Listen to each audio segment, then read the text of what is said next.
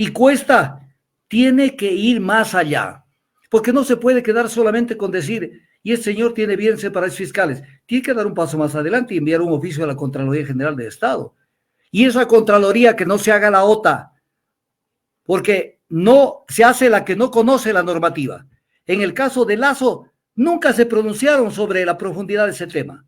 Claro que sale la inversión nacional, pero sale a los paraísos fiscales el dinero que tienen acá. Porque es un país, ¿por qué no nos levantamos y no nos ponemos pantalón largo el Ecuador? Porque todo el empresariado nacional o extranjero que trabaja en el Ecuador no creen en el Ecuador. Lo único que hacen es succionar la economía, sacar sus réditos, su renta y meterlo afuera. Por eso que ellos no creen en el Ecuador. Entonces tienen protegido ese dinero afuera, un dinero que está sirviendo para fortalecer y sostener el desarrollo de otros países, donde están generando capitalización en esos países y afectan al ahorro interno de nuestro país. El tema es clarísimo. No tienen la camiseta del Ecuador, no la tienen puesta.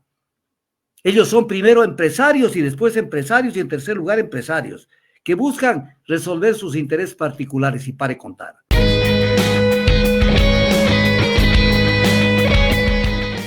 A ver, nos estamos acostumbrando, y esto es lo peor que le puede pasar a un país, de que ya lo tomamos como un hecho normal que un funcionario público tenga dinero, tenga patrimonio en paraísos fiscales, porque se sienta un precedente, pero además el error o el dolo no es fuente de derecho, estoy hablando como abogado, no es fuente de derecho, o sea, no es que porque una persona hizo algo indebido y algo que incluso riñe contra la normativa, no es que entonces como lo hizo, entonces todos lo hacemos. Eso no puede ser. ¿Qué es lo que pasa? ¿Quién dio el mal ejemplo? Guillermo Lasso Mendoza. ¿Por qué él no podía ser candidato a presidente de la República? ¿Por qué? Porque él tenía patrimonio y dineros en paraísos fiscales, tanto en Panamá cuanto en Dakota del Sur, que es otro paraíso fiscal en Estados Unidos. Entonces, este era un tema grave porque él no podía ser candidato, porque la ley, escúchenme esto si alguien quiere revisarla, la ley orgánica para la aplicación de la consulta popular del 19 de febrero del 2017, que se dictó precisamente en aplicación de lo que el pueblo se pronunció en esa consulta, prohíbe a los servidores públicos tener bienes de cualquier naturaleza, y ahí dice clarísimo, propiedad directa o indirecta, ya voy a explicar sobre eso, en paraísos fiscales. Entonces viene el tema, propiedad directa o indirecta en paraísos fiscales. ¿Cuál es la propiedad directa? La que está a nombre de ellos. Está a nombre de Juan Piguave y dice, yo tengo este dinero en paraísos fiscales. Perfecto, tú tienes, pero no puedes ser servidor público. Y servidor público son todos los que prestan un servicio al sector público. Entonces viene el tema.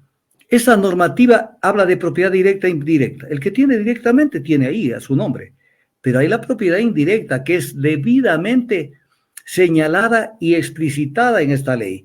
¿Cuál es la propiedad indirecta? Cuando se tiene bienes a nombre de terceras personas, que pueden ser familiares incluso, terceras personas, y ahí viene el tema, que en donde no es tan fácil decir, es que esto está a nombre de mis hijos, pero no hay la autoridad en este caso la Contraloría General del Estado, que siga el rastro de esa transferencia a los hijos, porque los 5 hijos de Lasso pueden decir, nosotros somos los dueños de Banisi Holding en Panamá. Sí, pero como estaba en manos de Lasso y los transfirió pocos días antes del cierre de las inscripciones de candidaturas, entonces, hijitos, ¿de dónde sacaron la plata para comprar esto que vale decenas de millones de dólares?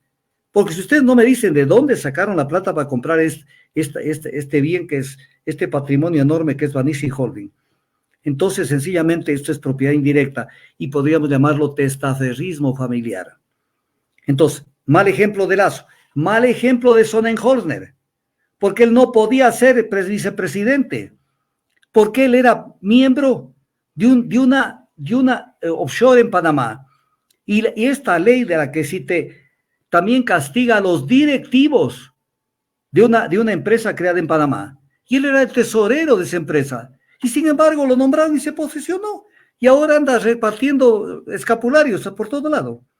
Y viene este tema de Sebastián Corral, en donde él es funcionario público. ¿Quién no puede tener dinero, patrimonio de dinero en paraísos fiscales? Entonces viene el tema. O sea, esto no puede seguir. Porque miren, aparte de esto, Fernando Santos tiene Santa Laura Victoria Limited en Bahamas.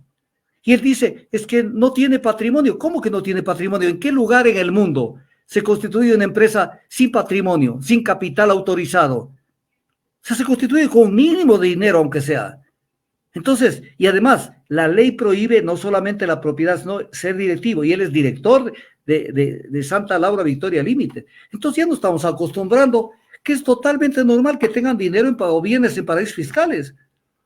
Entonces ahí tiene un tema, y Cuesta tiene que ir más allá, porque no se puede quedar solamente con decir, y el señor tiene bienes en paraísos fiscales. Tiene que dar un paso más adelante y enviar un oficio a la Contraloría General de Estado.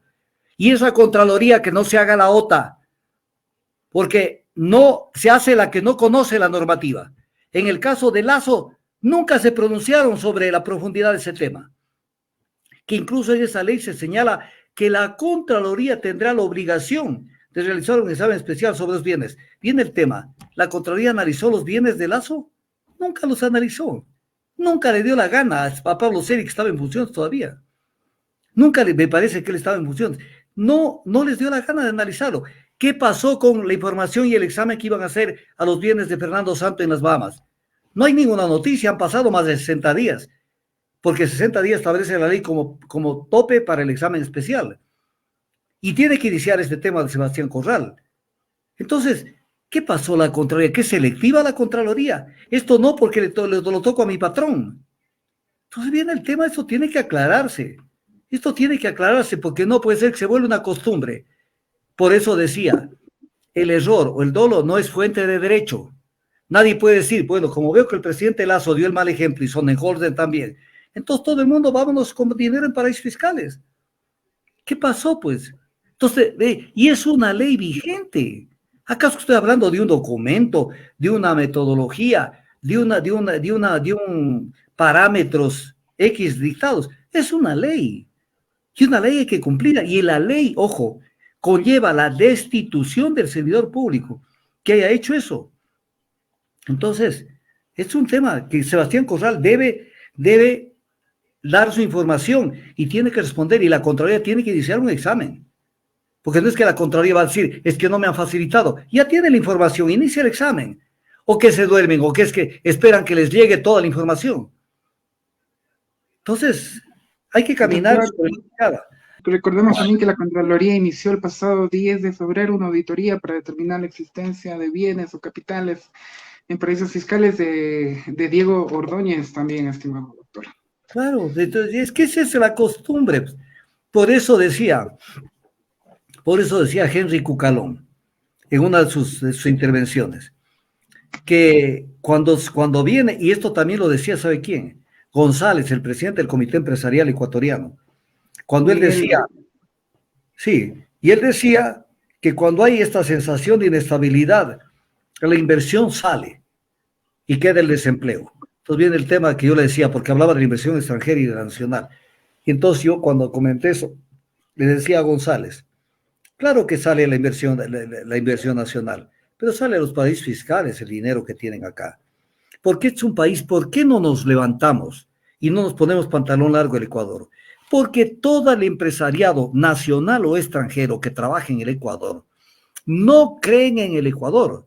Lo único que hacen es succionar la economía, sacar sus réditos, su renta y meterlo afuera. Por eso que ellos no creen en el Ecuador. Entonces tienen protegido ese dinero afuera, un dinero que está sirviendo para fortalecer y sostener el desarrollo de otros países, donde están generando capitalización en esos países y afectan al ahorro interno de nuestro país. El tema es clarísimo. No tienen la camiseta del Ecuador, no la tienen puesta. Ellos son primero empresarios y después empresarios y en tercer lugar empresarios, que buscan resolver sus intereses particulares y pare contar. Entonces es el tema. La plata que el Ecuador ha generado, si alguien hiciera este análisis, yo le invito a que lo invite, aunque es repetitivo, a Marco Flores, para que analice estos temas de cuánto dinero ha salido en estos últimos, qué sé yo, 10 años, o 5 años, ¿cuánto dinero ha salido del Ecuador a paraísos fiscales? Y la cifra debe ser espectacular. Debe ser espectacular. Entonces es importante que la gente lo vea. Porque todos queremos que nuestros niños crezcan saludables y bien desarrollados, pero eso depende de una buena nutrición. Y la mejor opción es Agua de Mar Esencia Marina, con una serie de minerales como zinc, hierro, yodo, calcio, magnesio, manganeso, potasio, selenio, cobre y más. Encontrados de forma natural, que al complementar su alimentación con esencia marina, desde la primera ingesta, se notarán cambios sustanciales en los pequeños. Les permitirán estar más activos, atentos a clases, tendrán más concentración y muchos beneficios más. Esto gracias a Agua de Mar Esencia Marina. Que sus niños ingresen a clases muy saludables y logren sus objetivos. De las profundidades del océano, llega Esencia Marina. Pídela ya.